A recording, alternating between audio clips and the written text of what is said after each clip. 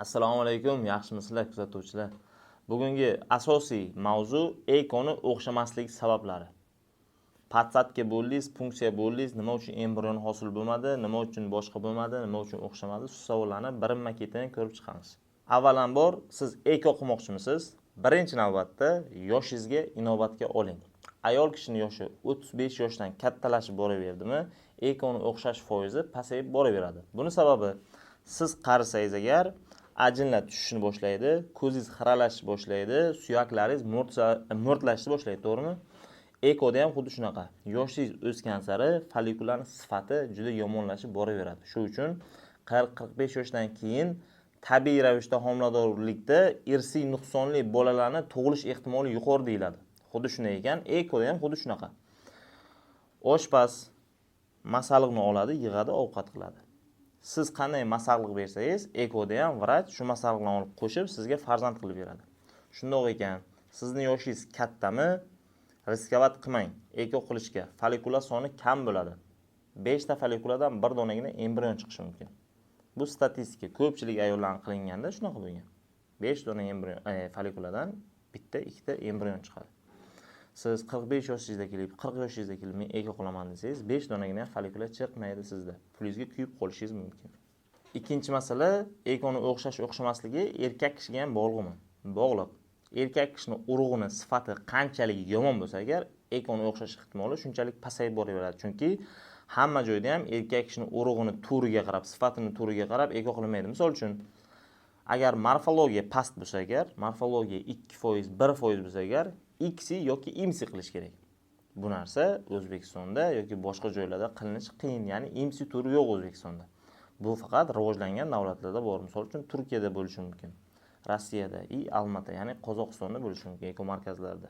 Ularning tajribasi 30 yillik, 25 yillikda, bizda eko hali ochilganiga ancha bo'lgani yo'q. Bu birinchi narsa. Erkak kishining urug'ini DNK fragmentatsiya degan analiz yomon bo'lishi mumkin. Buni analizda chiqqanda morfologiya, DNK fragmentatsiya, matriz analizda yomon chiqqanda eko protokol har xil tuziladi. O'sha sifatning yomonligiga qarab qilinadi. Hammada bir xil eko qilinmaydi. Urug' sepib qo'yilmaydi bir xilda. Ba'zilarda urug'ni majbur kiritib qo'yiladi. Ayolning follikulasini ichiga misol uchun. Bu ayol va erkakka bog'liq bo'lgan narsalar. Ikkinchi sababi, misol uchun embrion hosil bo'lmadi sizda umuman. Bironta ham embrion hosil bo'lmadi.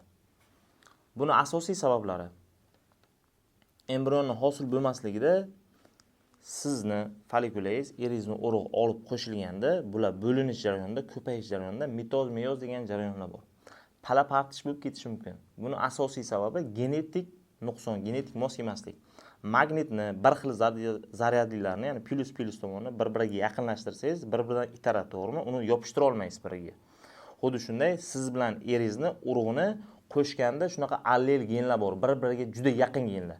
Ya'ni qarindoshlarda kuzatiladi bu asosan. Begonalarda ham kuzatiladi. Bu juda kamdan kam.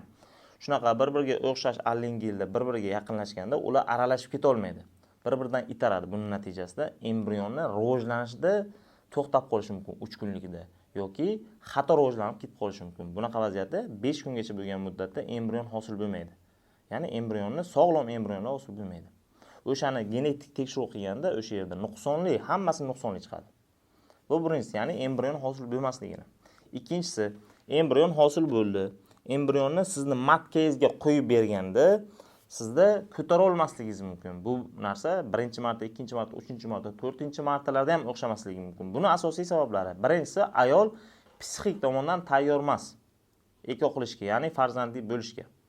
Stress, asab, eko qilgandan keyin oyoqni ko'tarib yot, pastelni rejim, 14 soatlab yotish kerak, umuman ish qilmaslik kerak. Bu bo'lmagan gap. Tabiiy homiladorlik qanday bo'lsa, ekodan keyin ham xuddi shunday oddiy yashash kerak.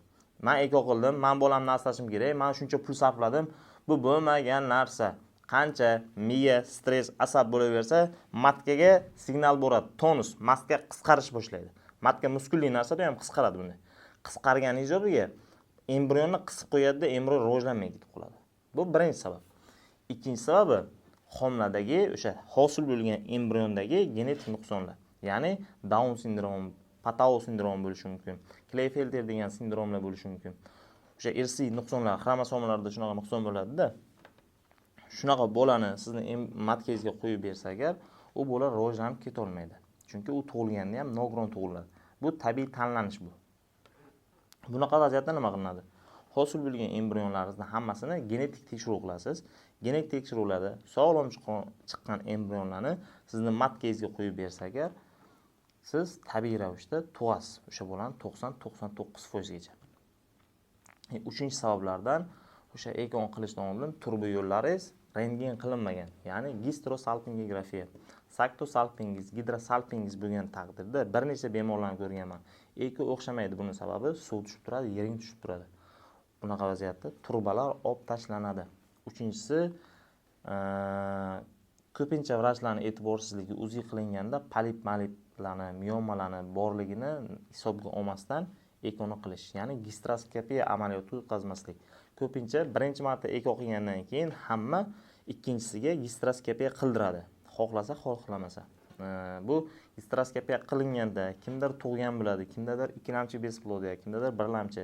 Matkaning ichini ko'rganda ip qolib ketgan bo'lishi mumkin, kichkina polip bo'lishi mumkin, mioma bo'lishi mumkin, kistalar bo'lishi mumkin, endometriy qavatda kuchli shamollashlar bo'lishi mumkin, qon talashlar bo'lishi mumkin.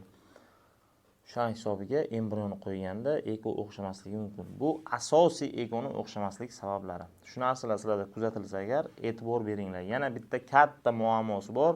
Siz eko qildirayotgan klinikani laboratoriyasi, embriologiyasi yaxshi bo'lmasa ham sizga sifatli, ming sifatli urug' bilan follikullarni bergan taqdiringizda ham sizga sifatli embrion hosil qilib bera olmaydi. Chunki ularni ilm darajasi, o'sha embriologiyasi, laboratoriyasi yaxshi emas. Vrachlari yaxshi emas.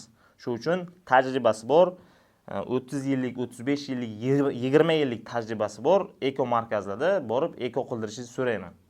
Chunki u yerda embriologlari ham, laboratoriyalari ham, laborantlari ham stajboda bir necha yillik stajdagilar ishlaydi. Sizdagi holatlarni ko'pchiligini ko'rgan, shu uchun o'sha xatolarni qilishdan qo'rqadi, boshqacha yondashuv qiladi. Hozirgi hamma aytgan narsam ekoda embrion chiqmasligi, ekoni o'xshamasligi, patsatkadan keyin bo'lmaydigan holatlarni gapirib berdim. Qanaqadir savollaringiz bo'lsa kommentda yozib qoldirasizlar. Keyingi mavzu nima haqida bo'lishini aytsalaringiz, men to'liq video qilib chiqaraman, xudo xohlasa. Charchamanglar, sog' bo'linglar.